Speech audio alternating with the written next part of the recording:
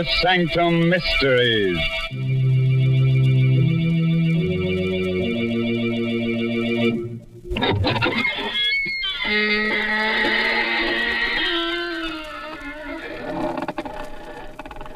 Good evening, fiends. Friends of the Inner Sanctum. This is Raymond, your host, inviting you through the squeaking door. Don't hesitate. Come right in. Oh, it's a bit dark. Careful, don't brush up against that skeleton. Oh, he's quite harmless, I assure you. He's only the skeleton in our closet come out for a bit of air. The idea of a skeleton coming out for air. Such nonsense. Oh, you mean because it's already so well ventilated? Oh, how do you do, Mary Bennett? Hello, Mr. Raymond. Now, you tell me truthfully, is there a family skeleton in your closet? Oh, yes, indeed. And what's more, we make no bones about it. But I'd like to really get him out of the closet. I need space. And like I always say, tonight, put a tight hat on your head so your hair won't rise. And get ready to listen to No Coffin for the Dead. It's an original story by Emil Tepperman. And our star tonight is that famous radio actor, Les Tremaine, who plays the part of Tom Archer. Along the swanky East River Drive, all is quiet, except for the footsteps of two men who hurry toward one of the many tall apartment houses. Let me introduce you quickly to these two men before death strikes out at them. The man on the outside, the tall, blonde man, is District Attorney Tom Archer. The other one, the lean, dark-haired fellow, is Tom Archer's assistant, John Frayne. Tom's really worried about them. I'll walk you to the door of your house, John. I don't like your being out alone this late at night. Whoever's been sending you those threatening letters isn't John. Look out, John. That fellow in the alley with a knife. Look out. Drop that knife, you. Oh, you've killed him. You've killed John Frayne. No! Keep back, you! No! With that knife, you don't! No! No, don't stab me! Oh, the devil killed John Frayne. Stabbed me. I'll remember his face if I ever see him again. I'll remember.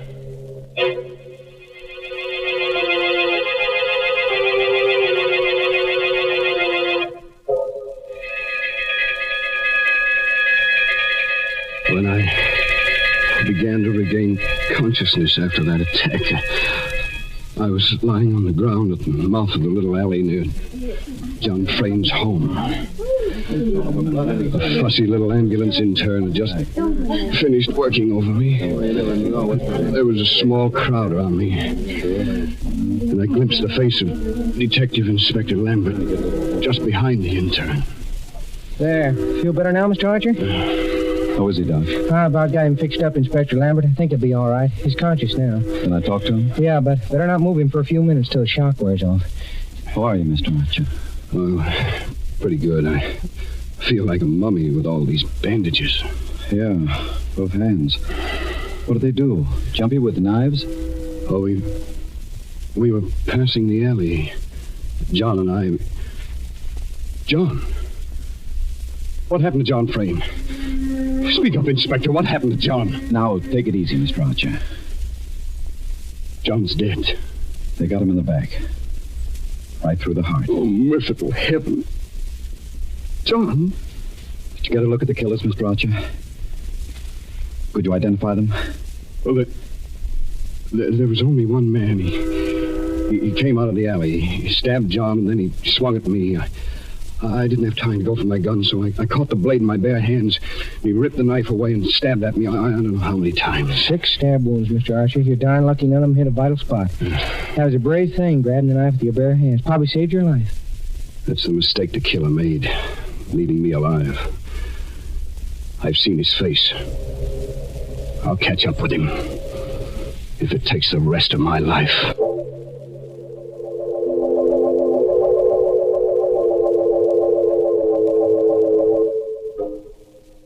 I was a bit shaky on my feet when Inspector Lambert and the intern helped me up.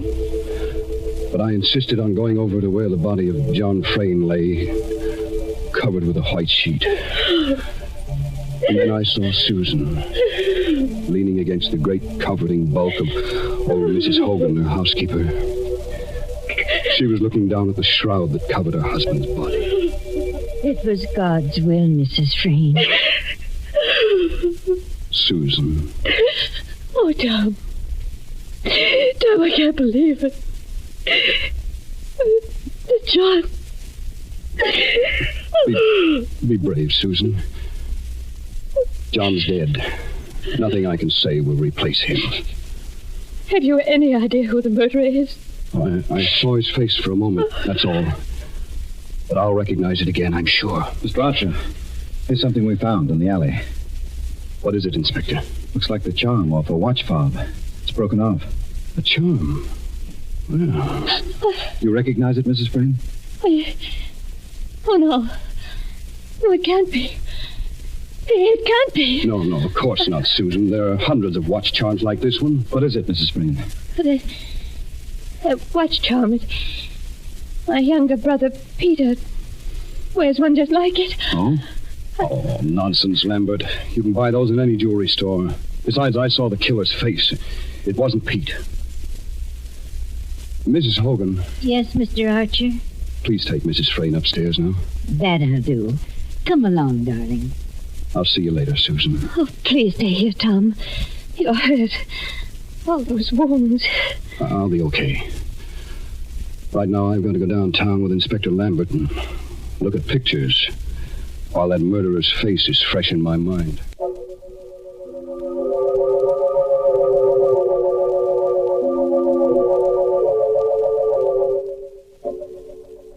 At headquarters, I looked through hundreds of pictures in the Rogues Gallery. It was just 2 hours before I came upon the photograph. Lambert, this is our man. You're sure? Positive. I'll never forget that face. Turn it over. Let's see the name quick. Right. Bart Hogan. Good heavens. Bart Hogan.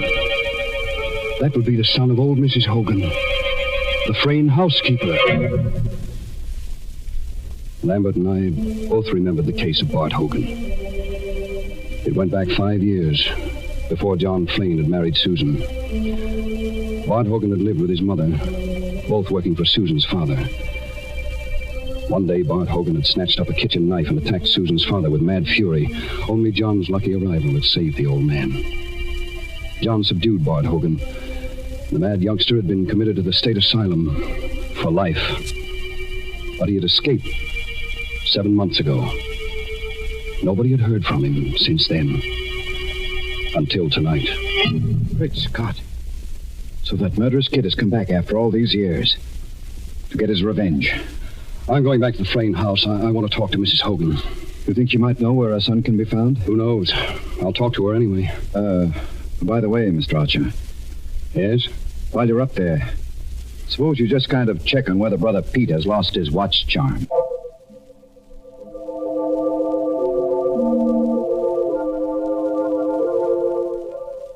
The Fraynes occupied a top-floor duplex in the riverfront apartment house. I took the elevator up, and Mrs. Hogan admitted me. I'll take your hat and coat, Mr. Archer. Thank you. Mrs. Hogan, where's your son, Bart? Bart? Well, why'd you ask after Bart? Have you seen or heard from him since he escaped from the state asylum? What makes you ask that? Mrs. Hogan, there's reason to believe that the person who attacked us in the alley is your son, Bart. Oh, no. Never say that, Mr. Archer. I'm afraid it's true. No, it couldn't be. I swear to you, it couldn't be Bart. Why not? I can't tell you why. But it wasn't Bart, I'm sure. What makes you so sure? You know where he's been hiding since his escape? You know where he is now? Oh, heaven help me. If you know where he is, you must give him up. But he didn't do it. He didn't. Believe me, Mrs. Hogan, I understand how you feel. But it'd be far better for Bart to go back to the state asylum than to be hunted for this new crime. If he didn't do it. Mr. Archer, if if I prove to you that Bart couldn't have done it, would you let him be? Not make him go back to the asylum? Well, I don't know what to say. You see, I was downtown just now, and I recognized the picture of the man who attacked us. It turned out to be your son. There's very little chance that I was mistaken. But if I prove he couldn't have done it? How can you prove it? Well, come, I'll show you.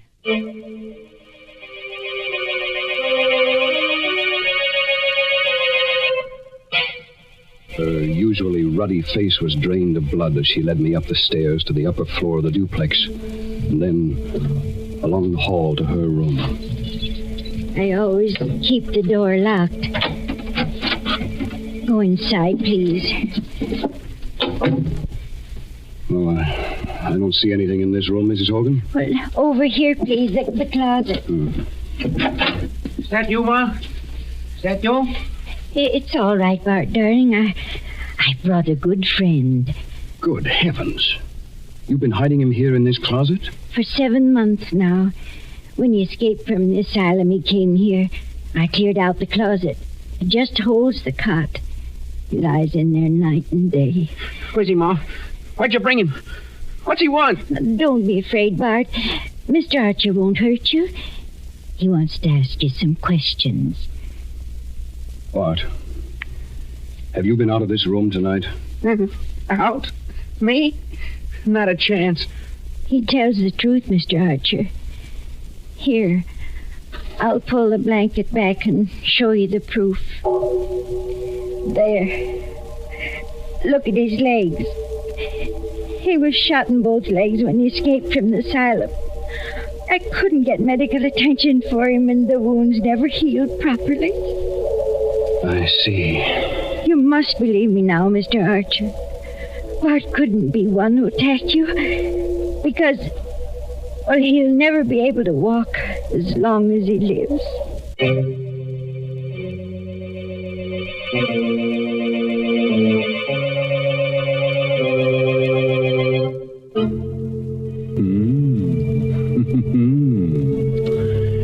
Well, now, if Bart Hogan didn't do it, and mind you, I said if, then who did kill poor John Frayne?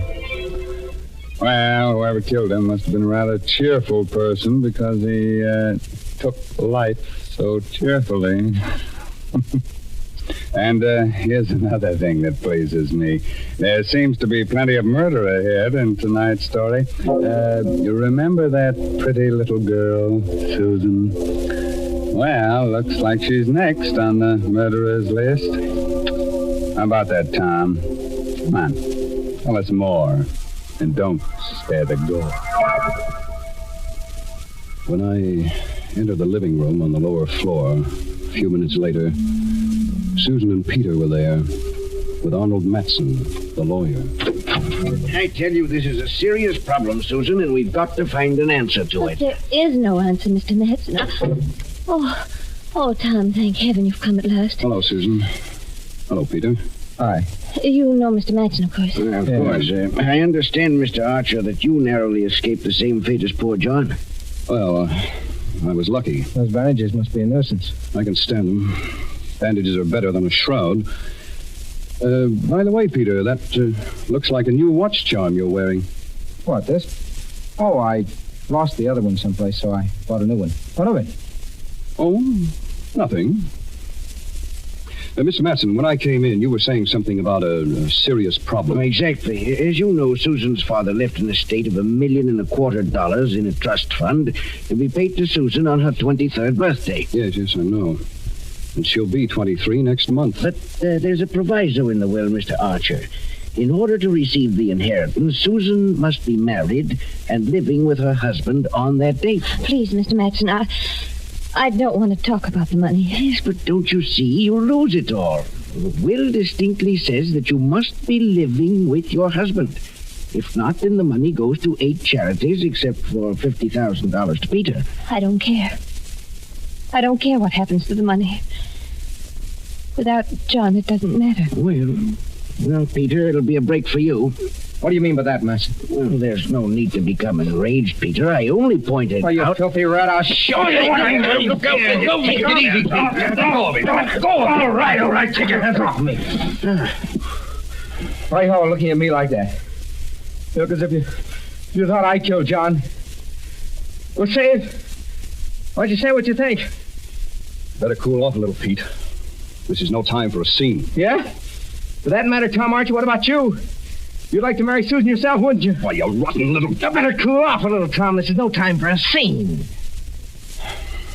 I'm sorry. Yes, Peter, you're right. I would like to marry Susan. You know that, don't you? Yes, Tom, I know. You two look at each other like a couple of puppies in love.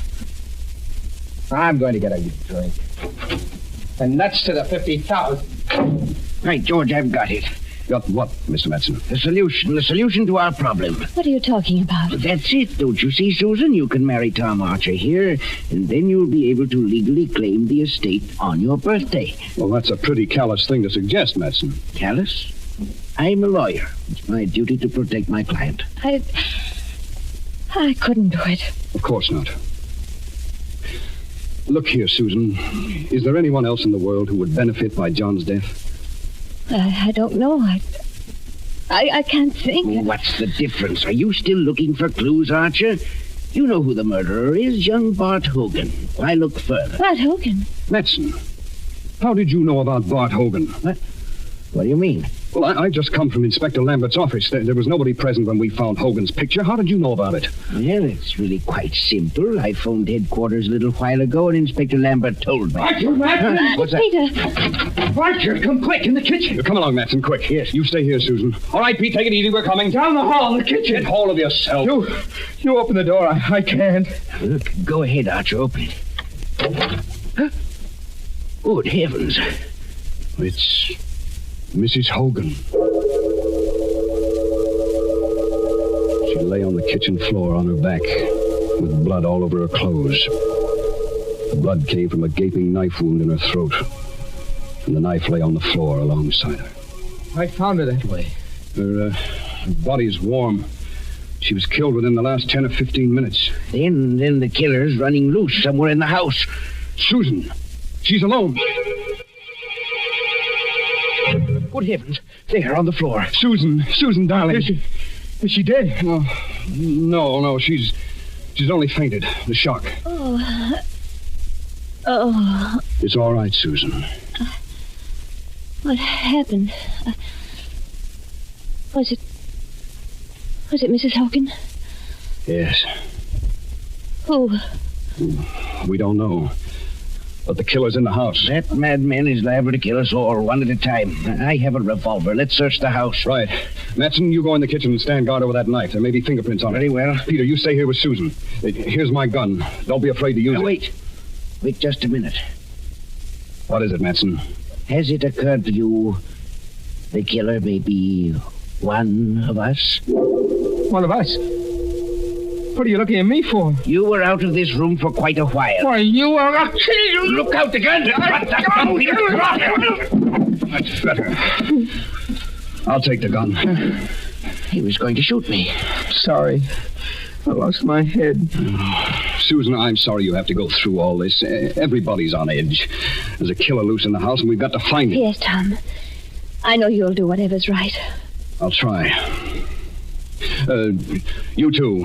You can both stay here with Susan. I'll search the house myself. Madsen, call the police. Yes, but how can you hold the gun with your hands all bandaged? You can't pull the trigger. I'll use it as a club. All right, now. Don't move out of this room till I return. Be careful, Tom. You mustn't let anything happen to you, too.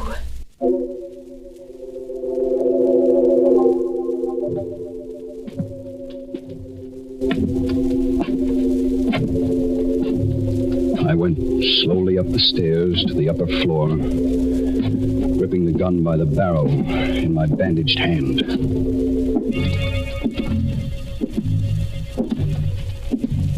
At the end of the hall, I stopped before the door of Mrs. Hogan's room. I opened the door with the keys. Inside the room, the closet door was open. Bart Hogan was still lying on his cot. He must have been expecting me. His eyes were wild with terror. He had a long pencil clutched in his right hand, the only weapon he could find to use against me. His left fist was clutched into a tight ball. He watched me, stiff with fear, as I moved slowly toward him, across the room. Keep away from me. I had no time to waste on him. I swept aside the fist that clutched the pencil and brought the revolver butt down hard on his forehead. I went over to the window, opened it. Then I went back to the bed and pulled the sheet, pulled it away, lifted him. His weak and withered legs dangled uselessly. I carried him over to the window, rested him against the sill. He opened his eyes. He was recovering from the blow. I didn't wait. I pushed hard. He went toppling out of the window.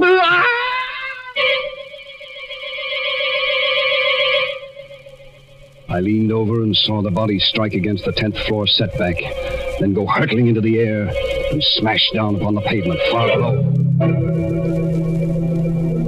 There wasn't enough of him left to perform an autopsy on. They'd never know his legs had been no good, that he hadn't been able to walk. Everything would be easy sailing from here on.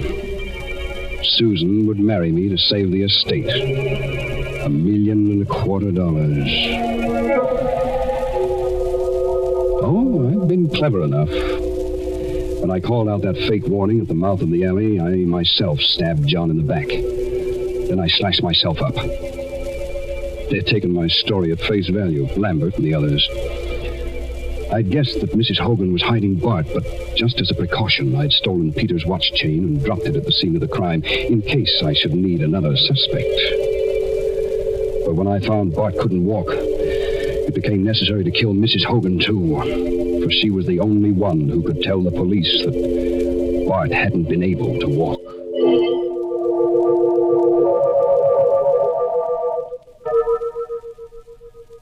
All I had to do now was go down and say I'd found Bart, we had fought, and he had fallen from the window. The perfect crime. I took one more last look down into the street, where a crowd had gathered around Bart's body. I was able to make out the figure of Inspector Lambert, bending over what was left of him. And I saw Lambert force something out of the clenched left fist of the dead body. In a flash, I remembered that feeble little pencil with which Bart had tried to defend himself. I pulled in my head from the window and glanced across to the closet. I saw it at once. A small white scratch pad. I rushed across the room and snatched up the pad. There, on the topmost page, were the indentations of what Bart Hogan had written on the page, and then had torn off. I could read it clearly. I could almost imagine his terrified voicing of the frightened appeal as he wrote it. Archer was here. He means to kill me. He wants them to think I killed John Frayne. But I can't walk. I've got 2 bullets in my legs. For God's sake, save me. Bart had written that note, meaning to throw it out the window. But I had come back too soon for him, and I had thrown it out of the window for him. I went back to the window and looked down. I saw Lambert peering up. Then he turned away and hurried toward the entrance of the building. He's coming for me. There's only one thing for me to do now. I've locked the door. It'll take time to break it down. In the meantime, I've taken the bandage off my right hand. I'm writing a full account of tonight's work. I gambled for a fortune, and I lost.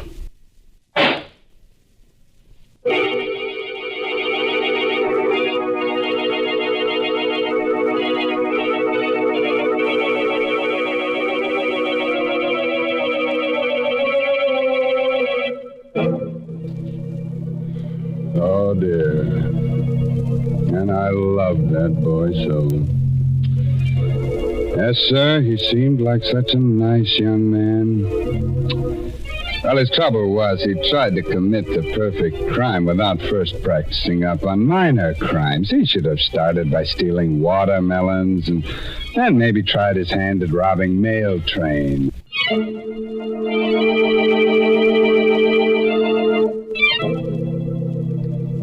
Oh, gosh, I'm sorry you have to go so soon. But drop in again next Tuesday for another little blood fest.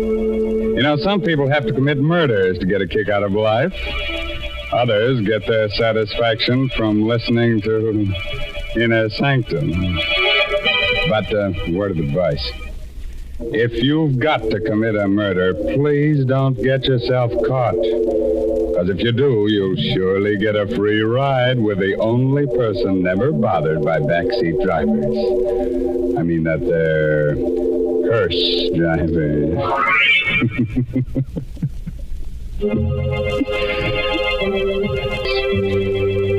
Now I guess it's time to close that squeaking door. Until next week, bring you another Inner Sanctum mystery directed by Hyman Brown. So until then, good night. Pleasant dreams.